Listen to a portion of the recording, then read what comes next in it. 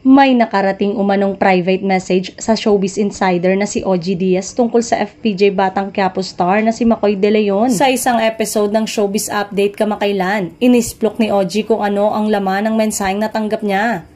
Parang sinusumbong niya si Makoy De Leon na alam daw ba ni Elise Joson na meron iba raw na kinakalantari itong si Makoy. Diyos ko, lahad ni OG.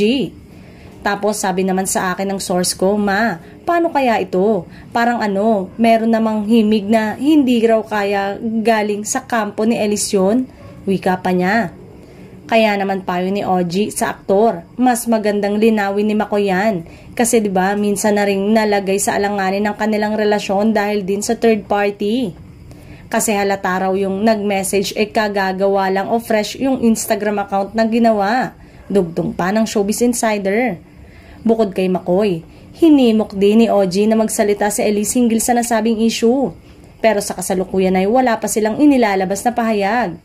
Makaapekto kaya ito sa lagay niya sa Batang Quiapo, gayong yung mga ganitong issue ay ayaw ni Direk Coco Martin.